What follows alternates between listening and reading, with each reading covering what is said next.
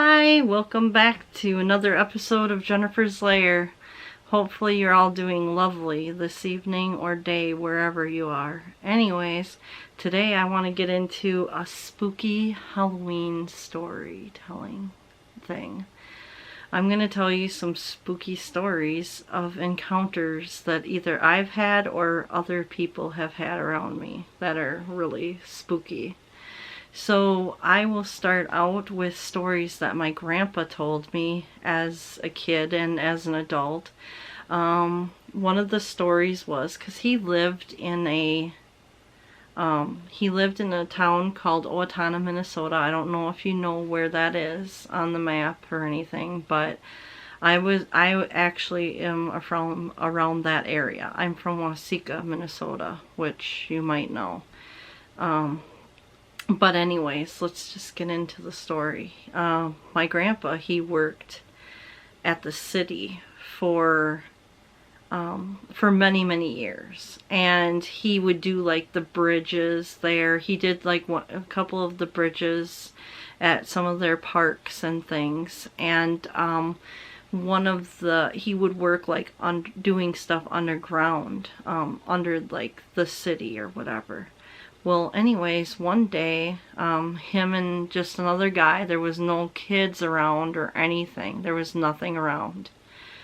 And my grandpa was laying down concrete. And you know, they have those level shovel things that you go like this across them, and you know, it'll make everything level and flush and nice, and you know, it'll make it all pretty and everything. Well, anyways, him and another guy were the only two down there. There was no kids or anything, nothing, nobody.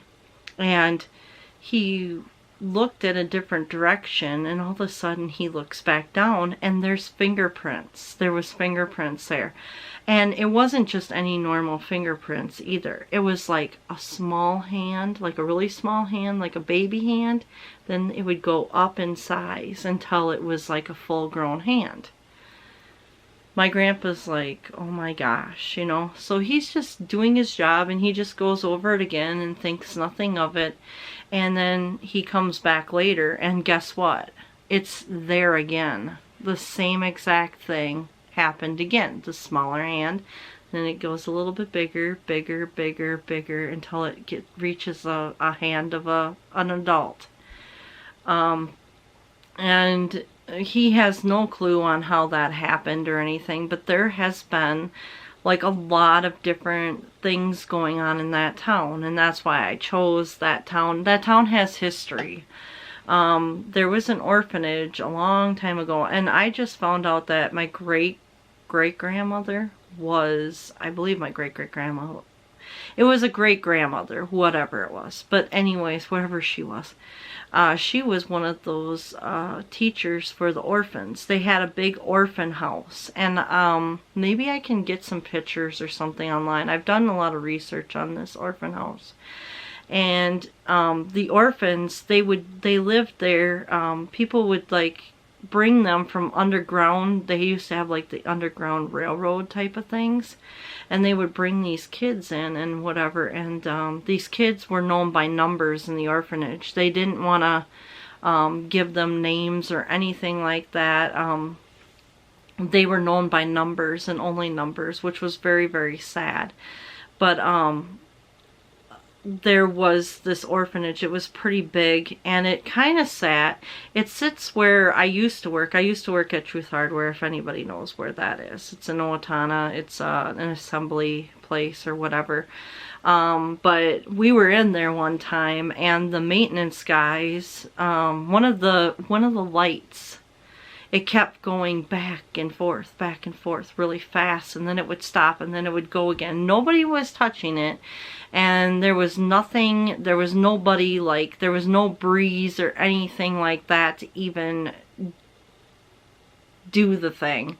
So it was like, what the hell is moving that, you know? But later on, I found out that that's kind of where the, where Truth Hardware stands. I believe that's part of where the orphanage used to be.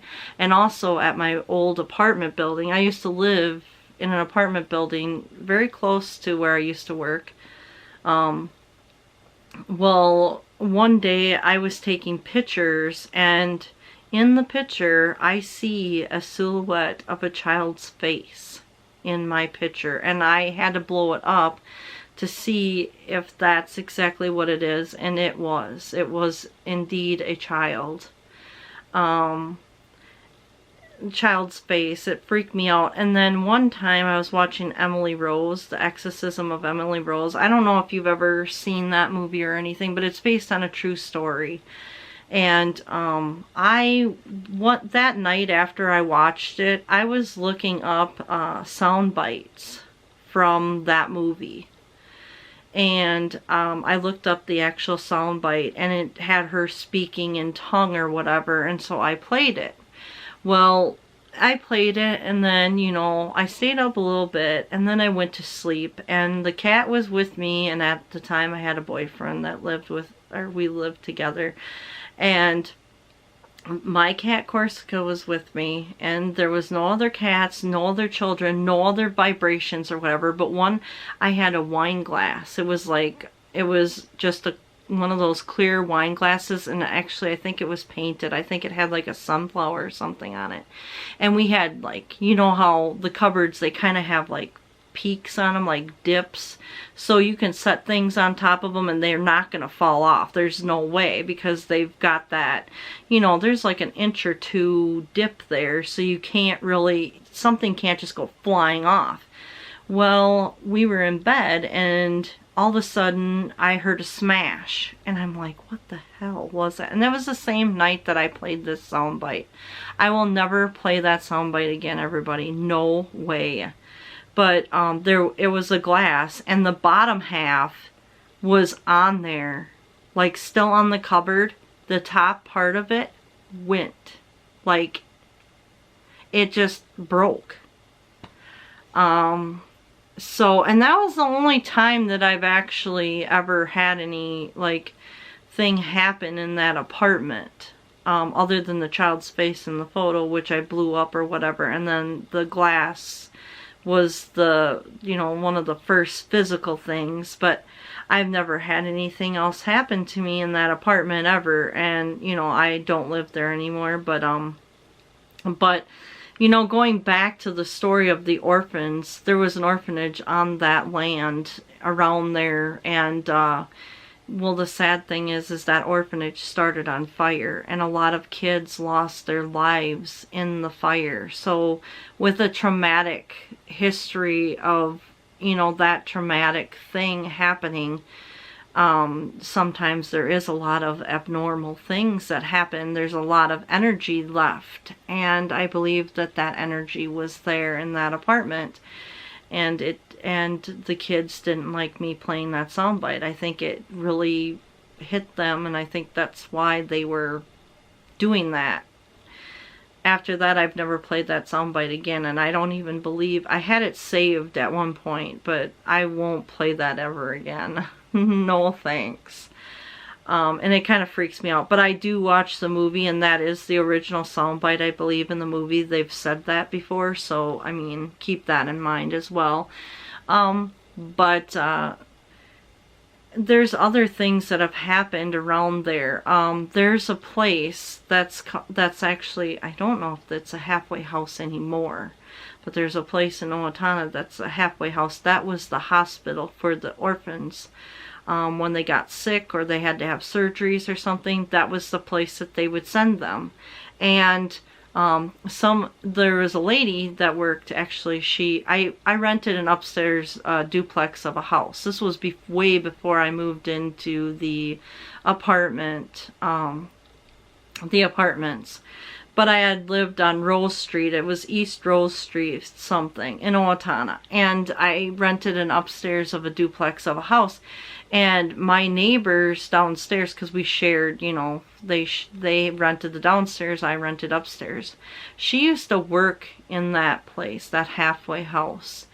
And some of the stories that she would tell me were just chilling. Like, no one was, like, they closed off, like, part of the top floors of this halfway house.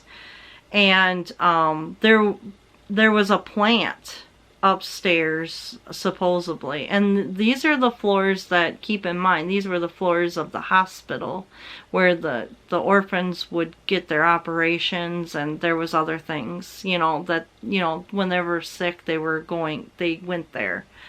But she would hear things roll across the floor like marbles. It sounded like marbles, because like the kids used to play with marbles and things like that. She would hear marbles roll across the floor. There was a plant in the window of the upstairs, and sometimes it would appear and sometimes it was moved, and then it would reappear again. There was footsteps. There was like, you know how they rolled like carts and stuff like that? There was like a rolling of carts across the floor upstairs. And keep in mind, there was nobody up there, because no one was allowed up there, and it's already closed off. So you could about imagine like all of the energy up there. And it was probably because some kids lost their lives, because back in those days, you know, they didn't have like all the stuff that they have now, so maybe kids lost their lives and stuff, and there's still a lot of energy up there. So I'm not sure exactly if it's still a halfway house or not. It's been a while since I've been around the area, so I'm not 100% sure. If you ever go visit there is a museum about the orphans, and it's set up to the point where you can see like where their rooms were and how they were set up and things like that. They have old toys that they actually played with in the museum, and then also you can tour where all the graves are of those little kids. And I'm not really, I can't remember, because it's been a long time since I've been out there, but I don't remember if they are marked with their number on them or not, because like I said, the kids did not go by names. They went by numbers, which was very, very sad, because they felt like they couldn't love them all. And so they had to call them by numbers, which was very, very, very sad.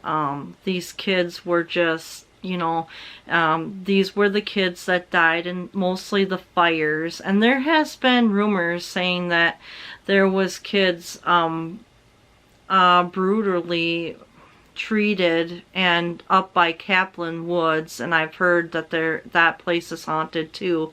It's a cemetery also located in Owatonna. Also, the McKinley School, I've heard that is haunted. There was somebody swimming in a pool, and there was a force pushing them down into the pool. The place is kind of haunted, if you ask me, and it's basically because of the orphans. I think a lot of it has to do with orphans and stuff. So, and I believe this stuff. I've heard that the museum is also a little haunted by, sometimes you can see things. And also I've heard the apartments across the street, people have seen things, kids, and, you know, there's just a bunch of other things going on. There's a lot of energy in those places. So, you know, it's all around that area, and it's all basically the same area, except for McKinley School. I believe that's a little far away from there, but other than that, there's a lot of activity in that town as far as hauntings. Now we'll get back to Waseca. Waseca, Minnesota is my hometown, and the courthouse is haunted. Believe it or not, the county courthouse of Waseca is haunted. My dad used to work there as maintenance. And so he would work a lot of nights when people weren't around, because he would clean and he would fix things and do all that stuff. He was very good at his job and everything. And one night, I remember, I was a teenager when this happened, but I get a phone call. My dad's just like, he's freaking out on the other end. He's like, is your mom home? Is your mom home? And you know, can you just, you know, get your mom? And so I did. And then later on, I was wondering what that was all about. And then he told me that he saw a man, that he could see the silhouette. He could see right through him. And he walked right past him. and my dad said hi to him, and he just kind of looked. Now, there was a man, I can't remember what year it was, but he hung himself in that county courthouse, and they believe that it's the soul of this man that's doing this. Now, there's other things that have happened in that county courthouse. The people that work there, they have like walkie-talkies, and they will not stay, if they have to work late, like some of the judges or whatever, or the people, they will not stay in there alone, especially the women, because I guess the women, some of the women were in the bathroom one night, and all of a sudden the lights went out and the door locked. So that, if that doesn't freak you out, then, you know. And then there was another night where my dad was cleaning, and he saw the newspapers moving, and he saw a rocking chair just rocking away, like rocking, like a good hard rock, rocking away, and there's like newspapers going like this. And he got quite freaked out, and now they have walkie-talkies now, so none of them will stay in that building by themselves at night. It really freaks people out. I believe it's the guy that was hung there. I did some research a while back, but I cannot recall and remember the guy's name, but he hung himself, and it was quite a long time ago, and I believe that that's the guy who keeps walking. Also, they've had investigators investigate that, private investigators, for, like, you know, ghostly activity, and they did find something. My dad said that they found a kid laughing. They actually caught that on their EVP scale thing, or the recording, I should say. They caught that, a ghost laughing. So that's something interesting, and it sounded like a little kid, so maybe there's one, or there's more than one person or one thing in there, you know, doing whatever they're doing. That's kind of crazy to me. I would love to go and check that place out. That would be like something cool, but what I would love to investigate things like ghostly encounters and maybe have some, but I'm just scared that I've heard too many times, and I actually believe that the ghosts can attach themselves, and then you can get possessed or whatever, or you can bring them back to your place, and I really don't feel like having a haunted house. As much as I like these stories and they freak me out and they get my goosebumps going, and like, yeah, I don't want to bring anything back to the house, so yikes. So you gotta be kind of careful with that, investigating stuff. Let's see, what other one? There was like, there's a bunch more. Also, we have one in town here. It used to be a hospital way long time ago, and they had private investigators here, and I'm not sure what they see or anything, but my mother-in-law, she lives in a building right next to it, and her friend lives like, her window faces like and it was a prison at one point in time too, keep in mind, but it's a hospital, and then it was a prison later, but now it's not a prison anymore. I think it was like a year or so ago, they've actually, they made another police department, so they don't use it anymore. But every night at the same exact time, my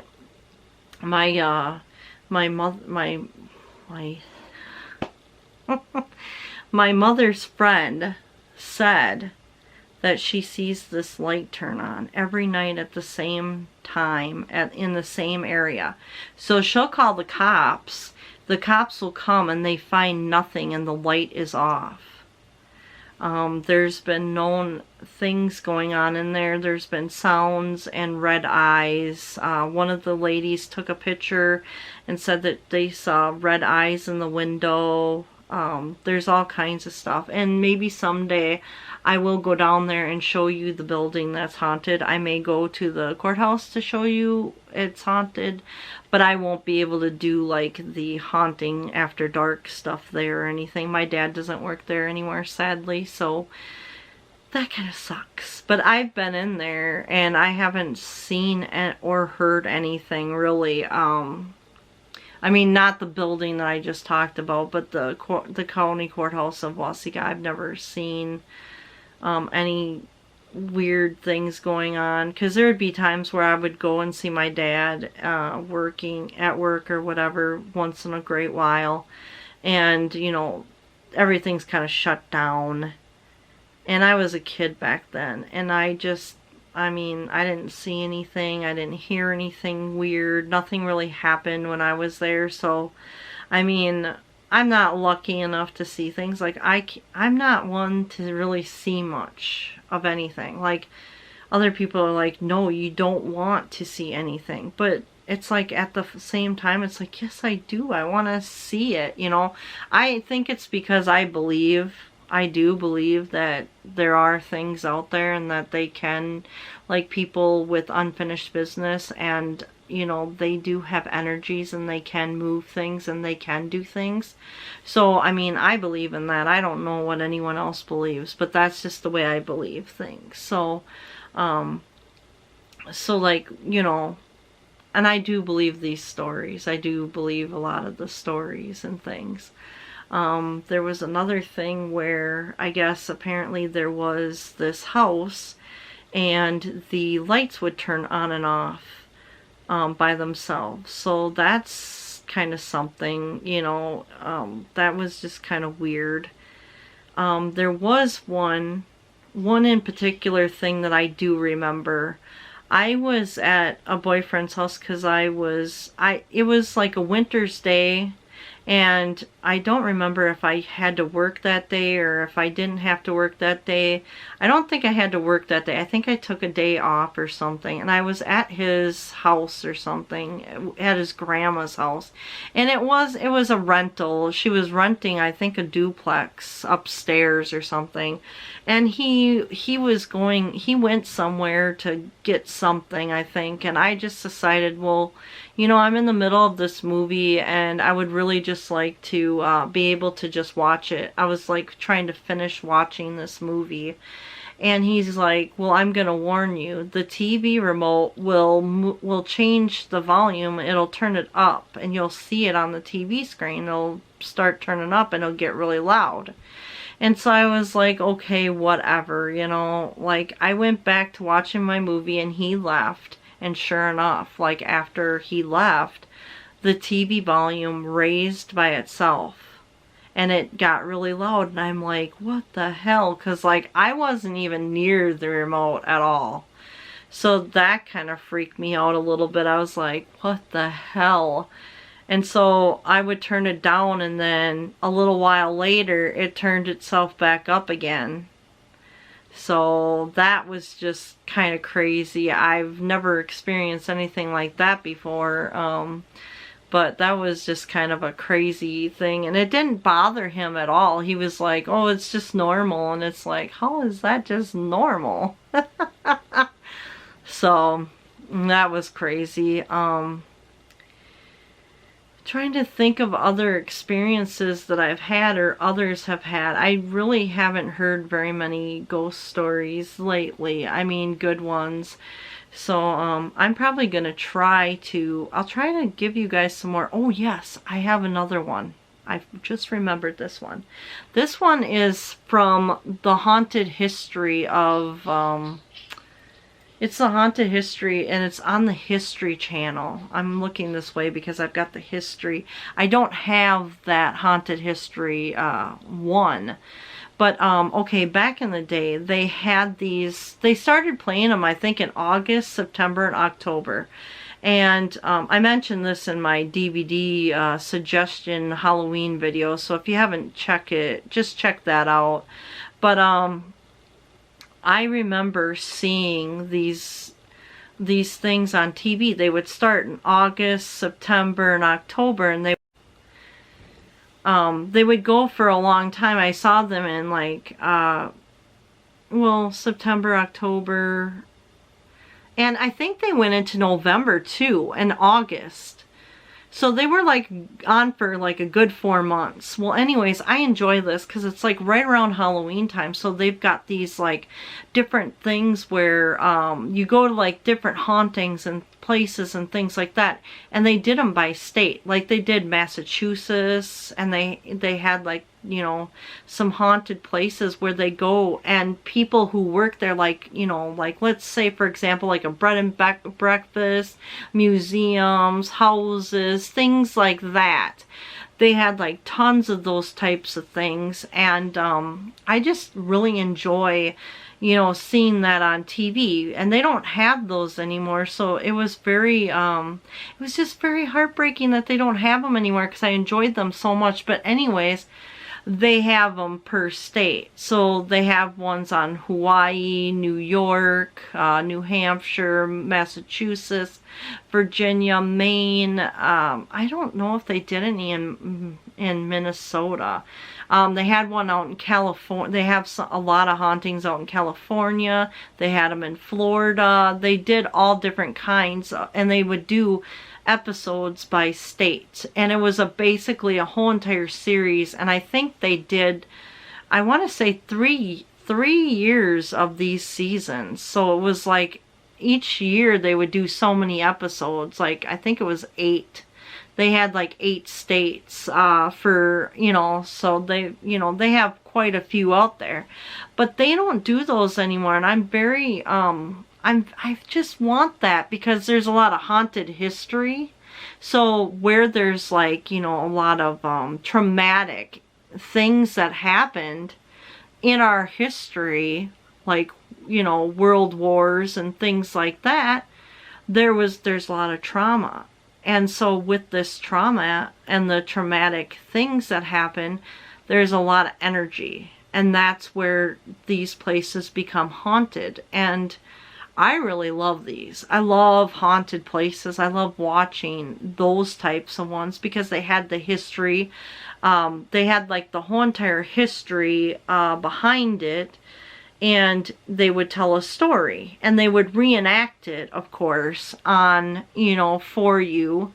And then they would, in between the reenactment, they would have people, you know, they would interview, like, you know, someone who would walk around and be a tourist or a guide for, like, you know, these haunted places. There was some haunted restaurants and hotels and things like that.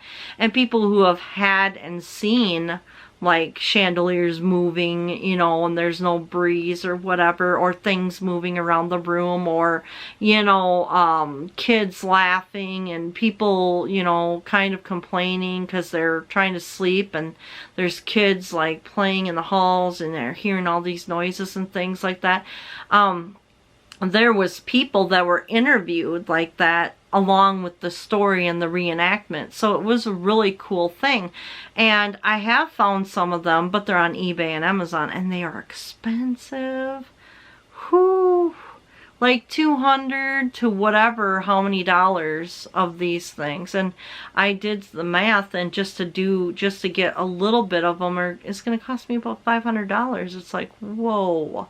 I really miss those. So if anybody knows like where I could get them for cheaper or anything, let me know, because I really want a set.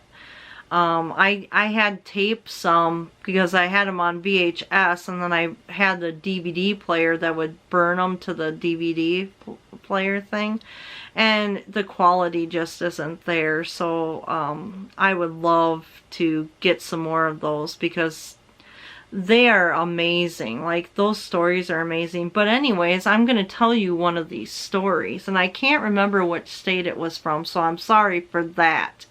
But I can tell you the story. Okay, there was 2 boys, and they were teenagers, and one of them had a date to the prom and one didn't. And they, on their way, because they lived in the country, they had to cross this bridge. And so they crossed the bridge, and it was foggy that night, and it was dark. And on the way to the prom, when they crossed this bridge, on the side of the bridge, on the side of the road, there was this beautiful lady. And she was wearing this beautiful Victorian gown, and it was well, not a Victorian gown. I should say like this beautiful purple, light purple, like like a violet type of gown. Well, one of the guys was like, "Scoot on over. Do you need a ride? Would you like to go to the prom with me?" And she said yes. So she got into the cab, and he noticed that, you know, because they had to smush together in this car, that she was awfully cold.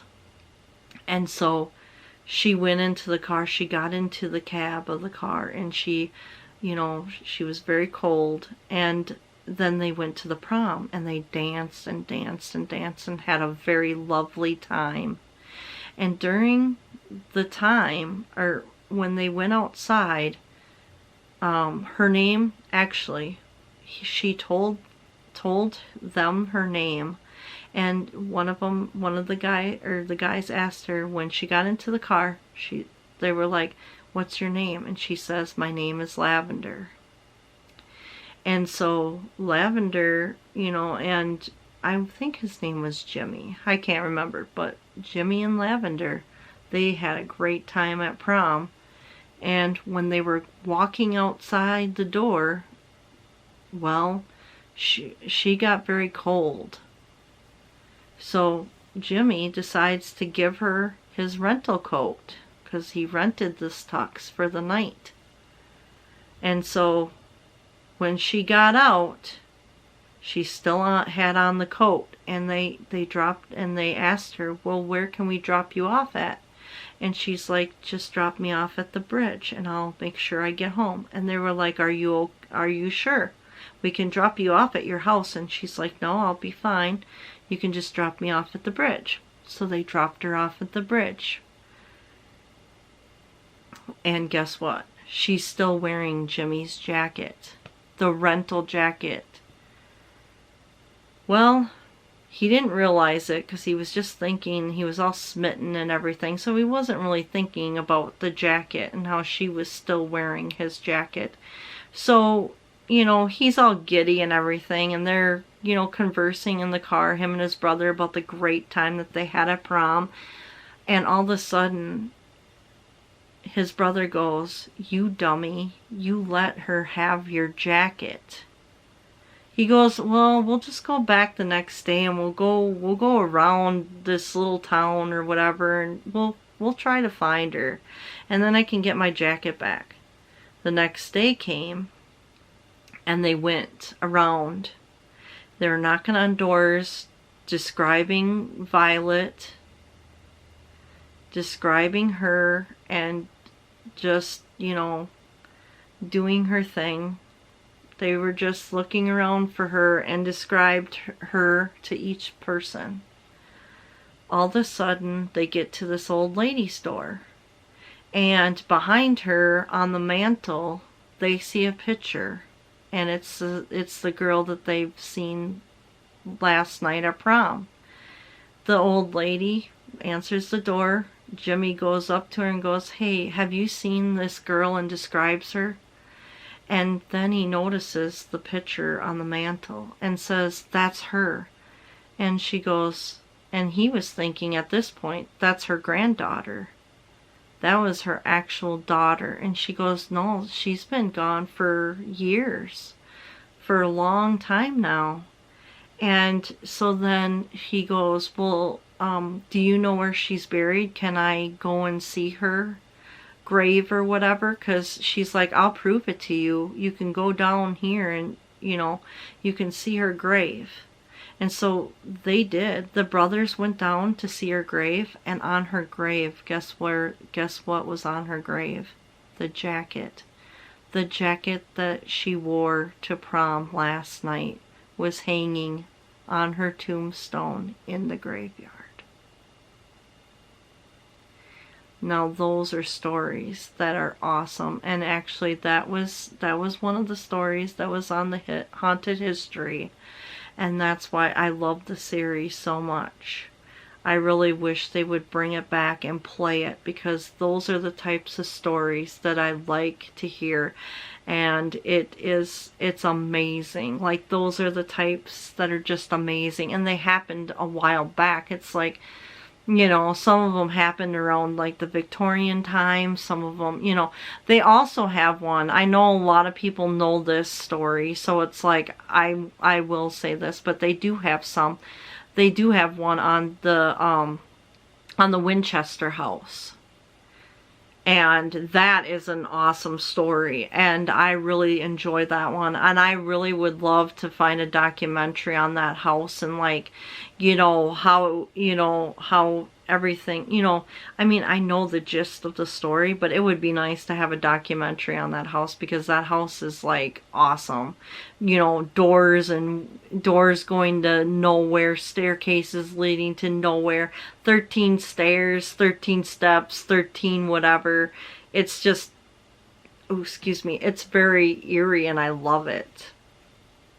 I love that stuff. So, the Winchester house would be awesome to like see more about. But they did one on that as well. They did one on the Winchester house and stuff like that. And they did interview a lady that was an actual, I think she gave tours there, and she did, and they also did one, like, I think they had someone cleaning it as well, because they do a lot of tours, so they need to clean it. And I believe that someone after hours had seen, what was her name? Mrs. Winchester. I'll just call her Mrs. Winchester, because I want to make sure I got my facts straight. But right now I have a brain fart again, so I just don't remember her. I think her name's Elizabeth, but I'm not really sure. But anyways, they did see her. And then the guys, like, because they do have a photograph of her. And so the guy was able to say, no, this is her. I've seen her on the grounds. And she's been known to walk around there sometimes and stuff. So, I think those types of stories are pretty cool, where there's a history of traumatic things. And that's kind of what I'm after. And I'm just so disappointed that they don't have that kind of stuff on the History Channel anymore, or the Discovery Channel, or, well, they had A&E and they did a lot of that, and National Geographic did some.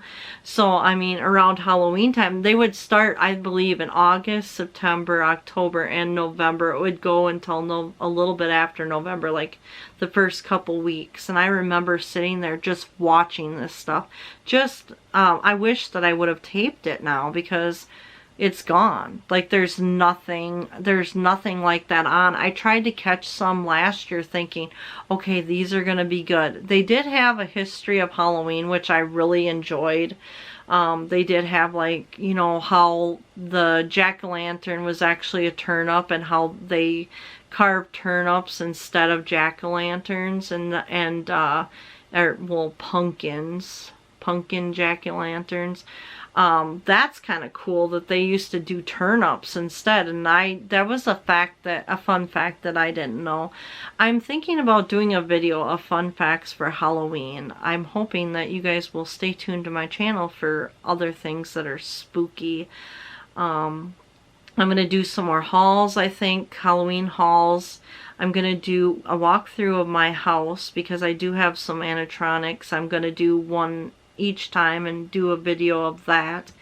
I have already done a movies suggestion, so if you haven't seen that, go back and watch the movie suggestions, because it's really cool. I think you guys will enjoy some of that, the movie suggestions. And also, I'm going to do some songs, a list full of songs, so I hope you guys will stay tuned for that. Song suggestions for your Halloween parties. I did some 19 hours, probably over 2,000 songs that I've had on a list before, and I just had my computer just set up where it would just play down the line of the songs. So I don't have that playlist anymore. I used to have it, but I don't know. It's not, I burned it to a DVD disc because, a DVD disc because of the CDs. CDs cannot carry all that information. So I did it on a DVD disc, and it just, I don't know, it'll open some of the files, but it won't open all. So I'm not sure what was all on it, and I can't remember for the life of me. And it's been a while since I've actually listened to it. Maybe someday if I do get that. But I am trying to redo a list of songs, so I will try my best to try and get that list back for you guys. And we'll just go through the list. I cannot do songs, though I apologize. I cannot do the song samples or anything because I do not want a copyright. So, and that would be a hell of a copyright thing to not, no thanks. That would be hell on earth. I like spooky, but not that spooky. Just kidding. I'm just trying to think. There's going to be other things going on in this channel, so stay tuned for more spooky. I hope you guys enjoyed this edition of the spooky stories that I have to tell. I'm not sure if I will do any more, but if I do find out more, which I'm hoping to do some research on, like some of the history, and maybe I can do some more of the haunted history, you know, ones. But the Lavender, and I'm sorry, I called her Violet in there. I'm sorry. It was Lavender. Her name was Lavender, not Violet. I don't know why I called her Violet in the story. I knew something was not right about that name. I'm like, Violet. I'm like, that's the color of her dress. That wasn't the color of, or that wasn't her name. Her name was Violet, or her name was Lavender, not Violet. There I go again. But anyways, I hope you enjoyed this little thing that I did. The spooky stories, and I hope if you guys have any to share, you guys will comment below, because I would love to hear your stories and your encounters of stuff that has happened to you. I really love this stuff, and I think it would be, I think it's amazing when things happen and stuff. So I'm hoping that maybe you guys could tell me some spooky stories also. Put them down in the comments below, and thank you so very much, and hopefully you guys are having a spooktacular night or day wherever you are. And also make sure you like and comment, subscribe to my channel if you like what you see, and I hope that you'll stay tuned for some more spookiness, and I will talk to you next time. Thanks for watching on Jennifer's Lair. Bye.